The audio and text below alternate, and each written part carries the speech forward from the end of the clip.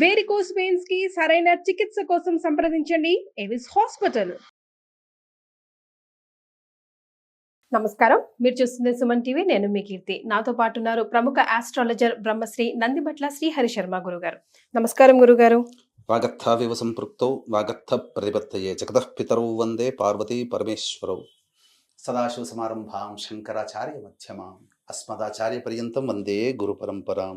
ఆదిత్యాయ చ సోమాయ మంగళాయ బుధాయ చ గురు శుక్ర శనిభ్యశ్చ రాహవే కేతవే నమః. శృంగేరి జగద్గురు పీఠాధిపతులకి, కంచి పీఠాధిపతులకి నమస్కారములు తెలియజేసుకుంటూ కార్యక్రమాన్ని ప్రారంభిద్దాం. గురుగారు, 2024 ఇక ఎండింగ్కి వచ్చేసింది. శనివారం శని త్రయోదశి అత్యంత ప్రభావితమైన రోజు అని అంటున్నారు కూడా. అలాగే శని పీడ నుంచి బయటపడడానికి ఈ రోజుని చాలా సద్వినియోగం చేసుకోవచ్చు. ఎలాగో వచ్చే సంవత్సరం కూడా శని మార్పు చెందుతుంది అంటున్నారు. మరి ద్వాదశ రాశుల్లో ఎవరికి ఈ శని త్రయోదశి అత్యంత ప్రభావితం చూపించబోతుంది అంటారు, తెలియజేస్తారా? తప్పకుండానమ్మా. ఇప్పుడు మనము గమనించుకోవాల్సినటువంటి అంశం ఏంటంటే, మనకున్నటువంటివి 12 మాసాలు. ఈ 12 మాసాలలో అత్యంత ప్రభావవంతమైనటువంటివి శ్రావణ మాసం, ఆశ్వీజం, కార్తీకం, మార్గశిరం, మాఘం. ఈ 5 మాసాలు చాలా ప్రభావవంతమైనటువంటివి. ఈశ్వరునికి సంబంధించి మనం కార్తీక మాసం, లక్ష్మికి సంబంధించి శ్రావణ మాసం, పార్వతి దుర్గకు సంబంధించి ఆశ్వీజ మాసం, అలాగే విష్ణువుకు సంబంధించి మార్గశిర మాసం అని అన్నాం. కాబట్టి ఈ మార్గశిర మాసం విష్ణువుకే కాకుండా లక్ష్మికి సంబంధించింది కూడా చెప్పబడి ఉంది. అయితే ఈ మార్గశిర మాసంలో చాలా మంది నియమాలు కార్తీక మాసం వల్లనే పాటిస్తుంటారు. అయితే ఈ మార్గశిర మాసం కార్తీక మాసంలో లాగా ఒక్కొక్క రోజు ఒక్కొక్కటి ఎంత ప్రభావవంతమైనదో, ఈ మార్గశిర మాసంలో కూడా ఉండేటువంటి రోజులు కూడా చాలా ప్రభావవంతమైనటువంటివి. అందున ఈ మార్గశిర మాసం పోతూ అంటే మార్గశిర మాసము ఆఖరు, అలాగే 2024 సంవత్సరం కూడా ఆఖరు. కాబట్టి ఇవి రెండు కూడా పోతూ మనకు అద్భుతమైనటువంటి ఒక పుణ్య తిథిని, మనకు పవిత్రమైనటువంటి తిథిని మనకు అందిస్తుంది. అదే త్రయోదశి, శనివారంతో కూడుకున్నటువంటిది. ఎందుకు ఇంత ప్రభావవంతమైనది మార్గశిర మాసం అంటే, మార్గశిర మాసంలో శని త్రయోదశి రావడం చాలా విశేషం.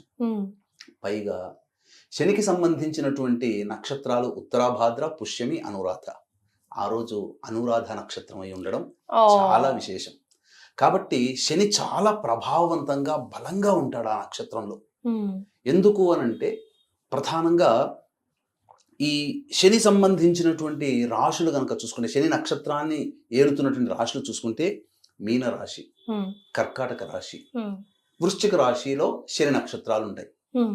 ఇందులో వృశ్చిక రాశి చాలా ప్రభావవంతమైనటువంటిది. కాబట్టి ఈ వృశ్చిక రాశిలో శని త్రయోదశి అనేటువంటిది జరుగుతుంది కాలమాన ప్రకారం.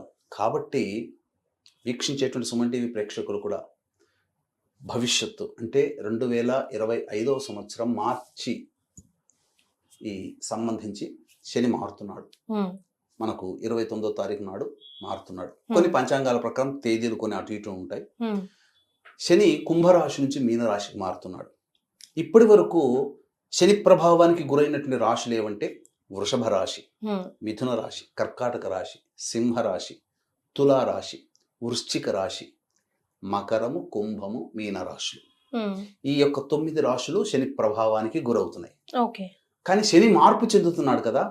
మార్పు చెందినప్పుడు ఏమవుతుంది, మిగతా రాశులు కూడా, మిగిలినటువంటి రాశులు ఇప్పటి వరకు ఏవైతే బాగున్నాయి, మాకే శని బాధ లేవు అని అనుకుంటున్నారో అప్పటి నుంచి ప్రారంభం అవుతాయి. ఏమవుతుంది, మేషరాశికి ఏలినాడు శని ప్రభావం స్టార్ట్ అవుతుంది.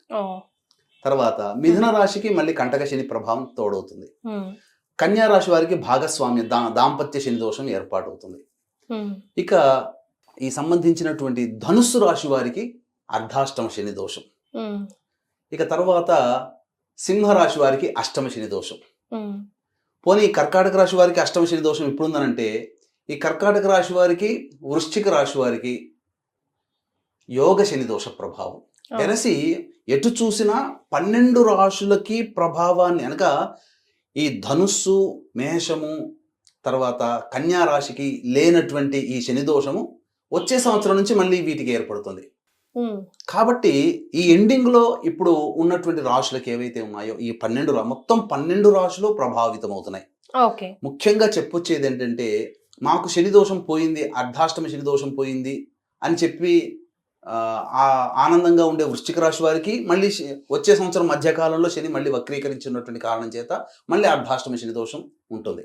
అష్టమ శని దోషం మాకు పోతుంది అనుకునే కర్కాటక రాశి వారికి మళ్ళీ 2025 సంవత్సరంలో మధ్యలో మళ్ళీ శని వెనక్కి వచ్చేస్తున్నాడు. ఓకే. ఇలా ఈ రాశుల వారికి ఇక పోతుంది శని ప్రభావం అనుకున్న వాళ్ళకి మళ్ళీ వస్తున్నాడు 2025లో. కాబట్టి వీక్షించేటువంటి ప్రేక్షకులు గమనించాల్సింది ఏంటంటే ఈ యొక్క 12 రాశుల వారు కూడాను చేసుకోదగినటువంటి పరిహారము శని త్రయోదశి ఈ 2024 సంవత్సరంలో.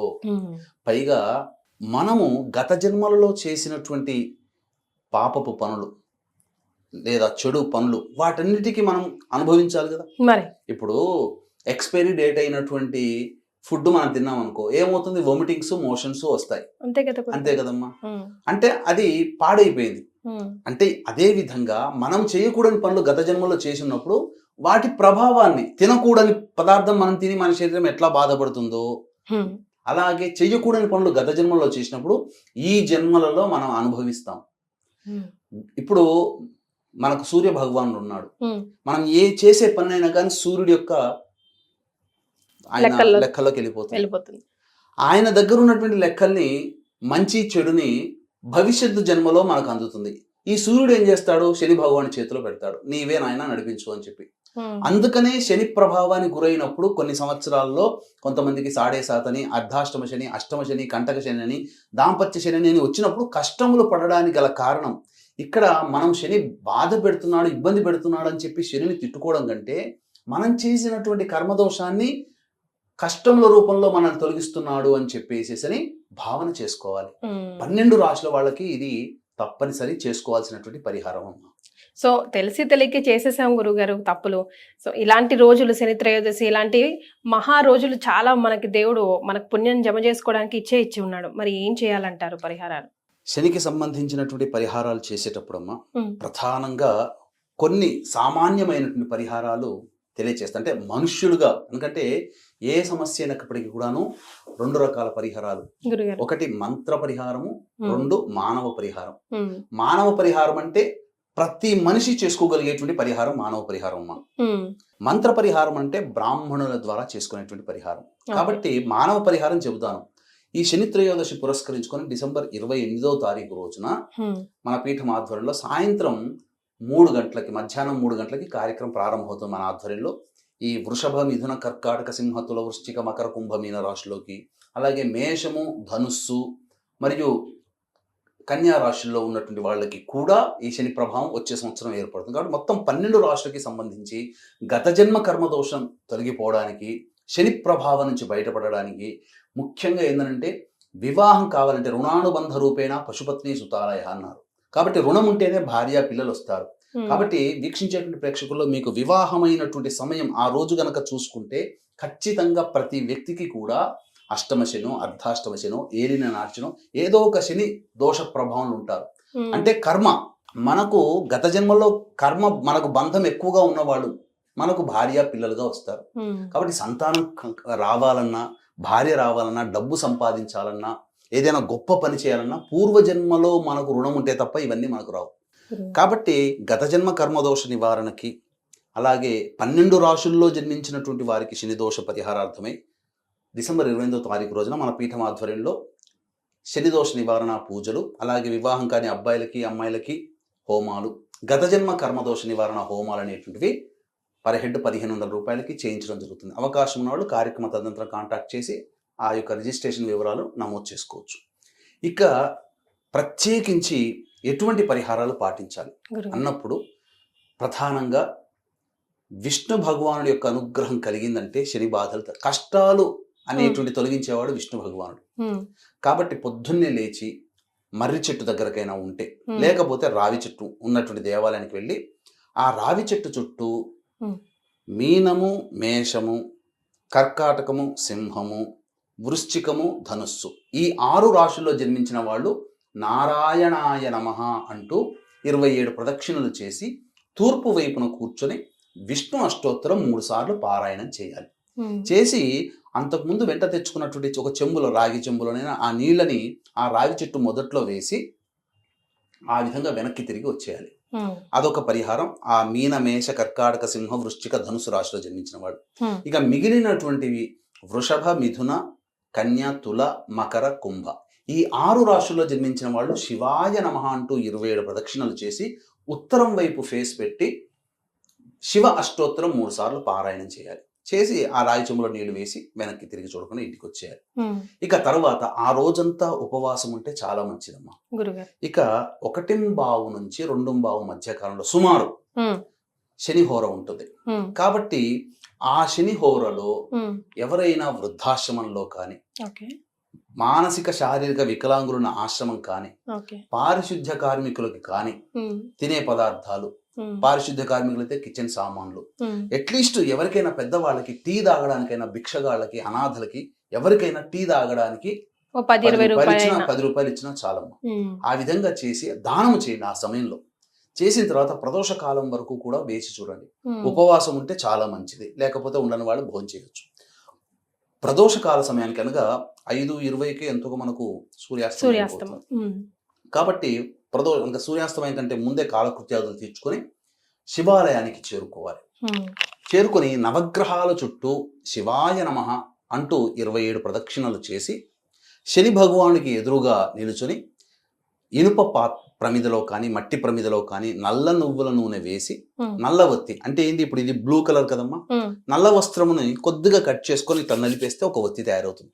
ఆ నల్ల ఒత్తిని దీపారాధన చేసి తదనంతరం ఆ యొక్క శనీశ్వరుడికి తైలాభిషేకం బ్రాహ్మణుని పెట్టైనా చేయొచ్చు, లేదా శివాయ నమః అనుకుంటూ కూడా అభిషేకం చేసి అక్కడ నల్ల నువ్వుల ఉండలు నైవేద్యంగా పెట్టండి. ఒక 8 పెట్టండి. పెట్టిన తర్వాత అప్పుడు శివాలయానికి చేరుకొని ఇంకా అవకాశం ఉంటే అంతరాలయమైనా లేదా బాహ్యాలయంలోనైనా కానీ నల్ల నువ్వుల నూనెతో కాలభైరవుడు ఉంటే కాలభైరవుడికి అభిషేకం, లేకపోతే ఈశ్వరుడికైనా కానీ నల్ల నువ్వుల నూనెతో అభిషేకం చేయాలి. చేస్తే గత జన్మ కర్మదోషం తొలగిపోతుంది, శని బాధలు తొలగిపోతాయి. తదనంతరం నీలి రంగు చామంతి పుష్పాలతో అర్చన చేయాలి. ఈ విధంగా చేయడం, లేదా శంకు పుష్ప పూలతోనైనా కానీ అర్చన చేయాలి, లేదా ఏ పుష్పాలనైనా చేయవచ్చు, లేదా మారేడుదలతో అర్చన చేయవచ్చు. ఈ విధంగా చేసిన తర్వాత తీర్థ ప్రసాదం తీసుకుని ఇంటికి వచ్చి చంద్రుని చూసి భోజనం చేస్తే సరిపోతామా. ఈ యొక్క వ్రతాన్ని ఎవరైతే ఆచరిస్తారో చాలా మంచి ప్రభావం కలుగుతుంది. ఇంకా వాళ్ళు ఇంకా గొప్ప శివానుగ్రహంగా, శనీశ్వరానుగ్రహం కలగాలి అని అంటే లెక్క పెట్టుకోండి. హనుమాన్ చాలీసా ఒక 11 సార్లు, శివ చాలీసా ఒక 11 సార్లు, కాలభైరవాష్టకం ఒక 11 సార్లు, దత్త కవచం 11 సార్లు. ఇవి చేయండి. అంటే ఆ రోజంతా కూడా సమయం ఉన్నవాళ్ళు చేయొచ్చు. కనీసం ఈ 11 సార్లు చేయలేని వాళ్ళు కనీస పక్షంలో ఈ చెప్పినటువంటివి 3 సార్లు అయినా పారాయణం చేస్తే వాళ్ళకి పట్టినటువంటి శని దోషం అంతా తొలగిపోతుంది. భవిష్యత్తులో అంటే మాకెలా తెలుస్తుంది దోషం తొలగిపోతుంది అని అంటే, ఇప్పుడు మనం జ్వరం వచ్చిన వాడికి ఇంజెక్షన్ వేసినా, టాబ్లెట్ వేసినా 1 గంట తర్వాత శరీరం చల్లబడిపోయి చెమటలు వచ్చేసేస్తాయి. అలాగే ఒక జ్వరం తగ్గడానికే మనకు సూచన 1 గంట సేపు తీసుకుంటే ఈ శని ప్రభావం తొలగింది అని చెప్పుకోవడానికి మనము ఇది పరిహారం దైవానికి అనుగ్రహం కోసం చేస్తాం కదా. తర్వాత కొంతకాలానికి మనం ఏదైనా ప్రయత్నం చేస్తున్నాం, ఎన్నోళ్ళ నుంచి 2-3 నెలల నుంచి, గత 2-3 నెలల నుంచి అనుకున్నటువంటి పనులు, ఆటంకాలు ఉంటాయి కదా, అవన్నీ మనకు నివృత్తి అవలీలగా అయిపోతుంటాయి.